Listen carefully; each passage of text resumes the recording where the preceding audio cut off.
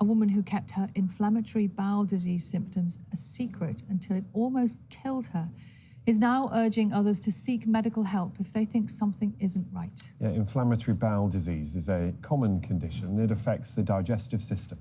There are two types. There's Crohn's disease and ulcerative colitis. More than 500,000 people in the UK are living with Crohn's or colitis. Every year, around 25,000 people are diagnosed. The process can be slow, often taking around 5.5 years. Well, Crohn's and colitis can be diagnosed at any age, most commonly before the age of 30. Now, Lucy Harmon from Hampshire was just 18 when she passed out and was rushed to hospital. 48 hours later, she was told that she had Crohn's. She's been speaking to our reporter, Michelle Cross.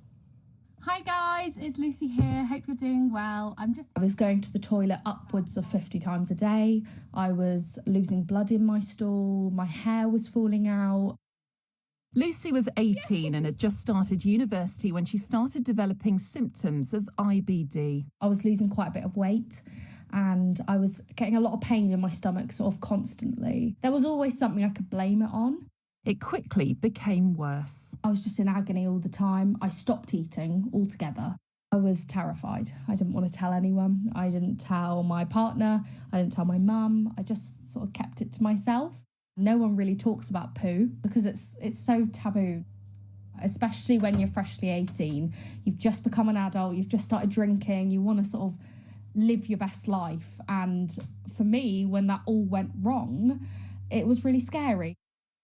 At the time, the world was also in the grip of a pandemic, so she didn't see her family until Christmas. My mum's first reaction was, "You look so skinny." And my hair was falling out. And I was sort of so happy to see them that I think my body suddenly went, "You've done it now, you can relax." And I basically just passed out. Lucy was rushed to hospital, suffering severe internal bleeding. My organs were going into shutdown, so they needed to figure out what was wrong with me really fast. So I was embarrassed. I said, "I've got indigestion," which wasn't what I had. And normally with Crohn's, it takes a couple of years to get diagnosed, and it took 48 hours for mine. It was very sudden. She was put on steroids, antibiotics, and immunosuppressant injections. There you go. Having a diagnosis did really help me. I like to say it was the best thing that ever happened to me, actually, because finding out what was wrong with me gave me the ability to get help. I'm so sad that I hid it, because now I look at it and I go, "Oh, I wish I just told someone." Lucy has since undergone surgery and says 3.5 years on, her life is very different. You know, how I am now is not the same to how I was 3 months ago or, 2 years ago. And so it's hard to accept it, but having that label allows me to talk to other people. She now dedicates time to helping others with the condition. Just coming to chat to you a little bit about IBD. There are positive sides to it because I've now created a whole new career on social media, and I love that. When I was diagnosed, I used social media pretty early on.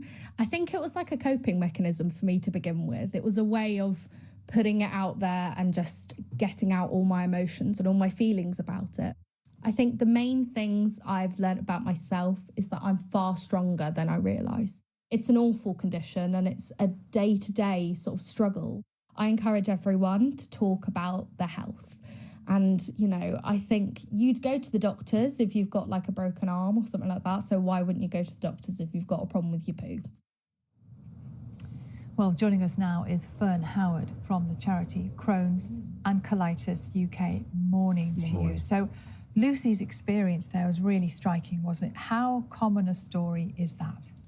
Unfortunately, we hear stories like Lucy's every day, and 25,000 people a year receive the news that they have Crohn's or colitis, and many of those will be young people.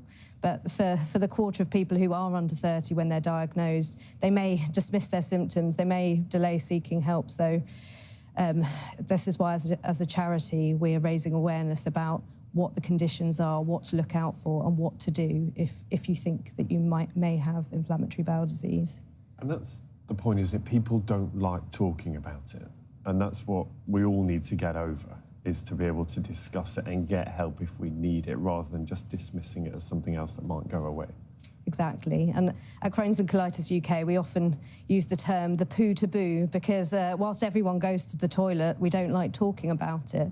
But, you know, this is more than just a dodgy tummy. As Lucy explained, it could be going to the toilet 20, 30 more times a day, having to go urgently, but also remembering that toilet isn't just the only symptom, so people may experience fatigue, like tiredness that doesn't go away with sleep, extreme pain in their tummy, in their joints, unexplained weight loss. So it's really important that you listen to your body and look out for signs and get checked as soon as possible.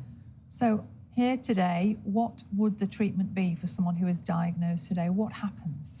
So at the moment, what you would need to do is go to the GP and get referred for tests. It's a complex condition to get diagnosed, so people do tell us that it may take multiple visits to the GP to get referred for the right tests. And like a lot of people in this country, people with Crohn's and colitis trying to get a diagnosis are affected by long delays. So that's something that needs to be addressed by the new government. That's one of the issues, isn't it? As you said, if it needs several visits, just getting one visit sometimes is difficult enough. And if you're already predisposed to sort of dismiss it as something else and think it's not important, getting to that stage of a diagnosis is going to be really difficult.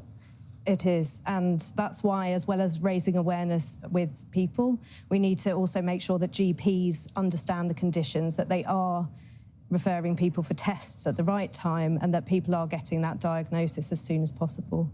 And when there is a delay in diagnosis, what sort of damage might be happening in that meantime, if it's taking 5 years, for example?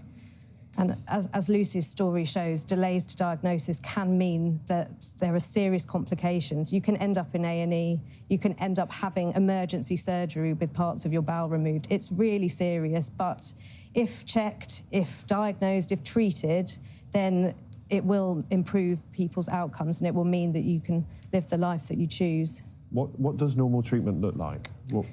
So it will depend on the condition. There are many different treatments out there. On the Crohn's and Colitis UK website, we have a medicine tool which explains some of the different treatment options available and potential side effects of those. So it's really about making sure that you get a diagnosis, that you have access to a specialist team, and that you are on a treatment plan which will help control your symptoms. You mentioned you're hoping that the new government is listening. I know that you plan to contact the new Health Secretary Wes Streeting at some point.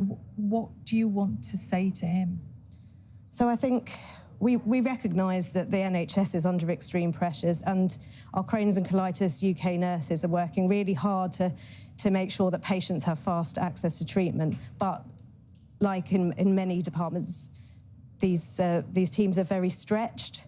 We know that people are not getting diagnosed, they're not getting quick access to treatment, so they're ending up in A&E, they're ending up staying in hospital, having emergency surgery. This is not only impacting people's lives, it's really expensive and it's putting pressure on the NHS. So as well as helping people with Crohn's and colitis, it really is in the government's interest to look at how they can tackle delays in IBD diagnosis, care and treatment. And there's so many competing interests, aren't there? Competing for attention and public awareness and just people understanding what symptoms might be. How do you get that message out? How do you make sure people are aware of what they're dealing with and also that the right treatment is in place when people need it? Yes, so at Crohn's and Colitis UK, we have an online symptom checker. So if you go to our website, then you can answer a few questions, and within 30 seconds, you will get a recommendation of if you should go and see the GP, and a letter that you can take with you as well, because we know those conversations are difficult. So giving people the confidence and make it as easy as possible is really important. Fern Howard, thank you very much indeed for explaining all of that. Thank you. Thank you.